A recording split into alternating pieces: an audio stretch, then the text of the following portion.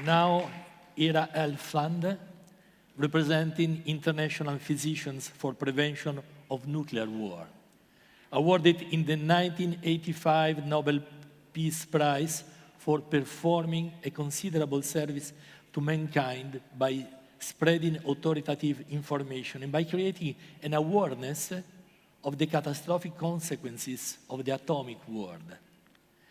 IPPNW was founded in 1980 by physicians from United States and the former Soviet Union who shared a common commitment in the prevention of nuclear war between their two countries.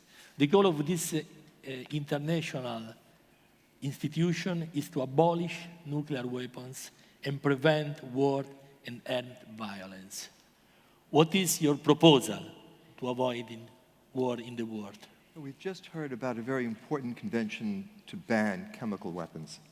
Unfortunately, when it comes to nuclear weapons, the most destructive weapons of all, there is no convention to ban them. And so currently what we are seeking is to build support around the world for a nuclear weapons ban convention that will prohibit these weapons, stigmatize these weapons, and lead to their complete elimination. We are working through a broad umbrella group called the International Campaign to Abolish Nuclear Weapons, ICAN, which involves over 360 NGOs around the world, many of them led by young people, and an organization, a campaign which is open to everyone to join. The problem, I think, with nuclear weapons is that people have tended to forget that they're there. But as we were told in the last session, there are still 16,000 of these weapons in the world. And recent studies have shown that if just 100 small nuclear weapons were used in a conflict, as might happen between India and Pakistan, there would be enough disruption of the world's climate to cause significant decreases in food production.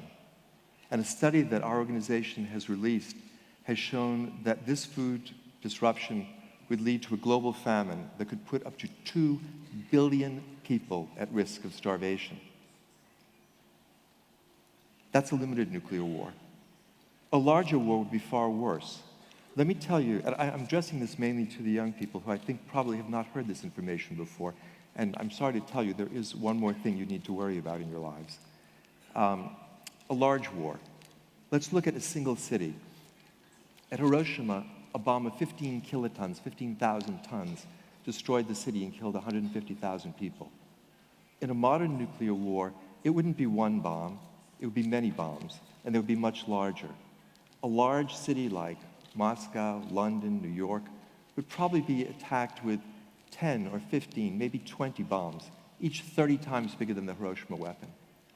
It's hard to imagine all these explosions going off all at once, so let me use a model of a single 20 megaton explosion. More megatons than would actually be used, but less destruction than would actually be caused in a modern attack. Within 1,000th of a second of the detonation of that bomb, a fireball would form, reaching out for 3 kilometers in every direction, 6 kilometers across.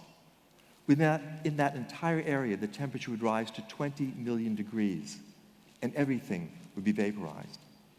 The buildings, the trees, the people, the upper level of the earth itself would disappear.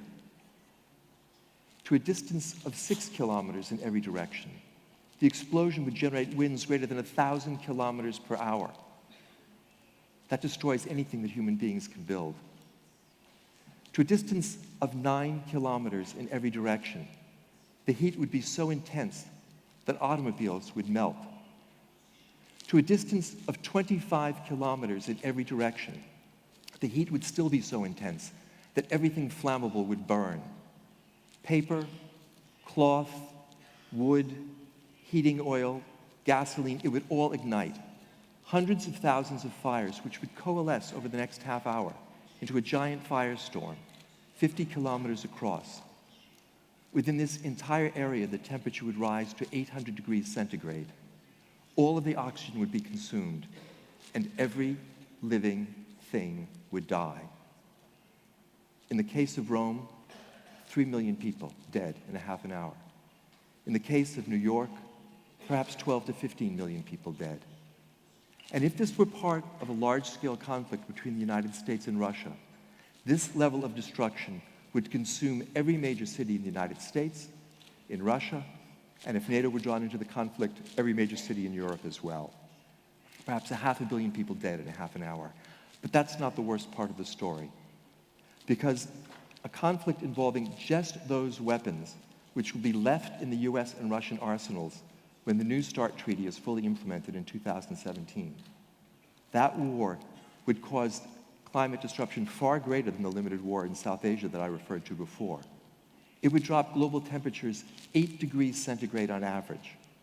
In the interior of North America and Eurasia, the temperatures would drop something like 25 to 30 degrees centigrade. We've not had conditions on this planet that bad for 18,000 years, since the coldest moment of the last ice age. The 3 years in the Northern Hemisphere, there would not be a single day free of frost. The temperature would go below zero every single day. Ecosystems would collapse, food production would stop, and the vast majority of the human race would starve to death. It is possible we would become extinct as a species. This is not some nightmare scenario I have cooked up.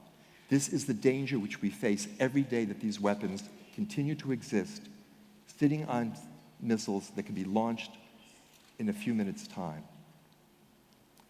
A very smart woman, on hearing my presentation, once said, it must be very difficult being you, carrying all this stuff around in your head. On this occasion, she was actually wrong. It's not difficult being me because while this is the future that we will face if we don't take action, this is not the future that must be. Nuclear weapons are not a force of nature. They're not an act of God. They're something that human beings built, and we can take them apart. We know how to do that. All that's missing is the political will. And for that, we turn to you, because this task, eliminating these weapons, was going to require the involvement of every one of us. There are people here today who are great leaders, who spend all of their time, working on their causes. I'm not like that. I work as a doctor. That's who I am. I spend 40 hours a week taking care of patients. I spend a little bit of time working on this issue. That's something all of you can do, and I hope you all will, so that when you come to take stock of your life, you will honestly be able to look at yourself and say, I helped to save the world. I can't promise you that's going to get you into heaven, but I can promise you it's about the best thing you can say about your life. Thank you. Thank you.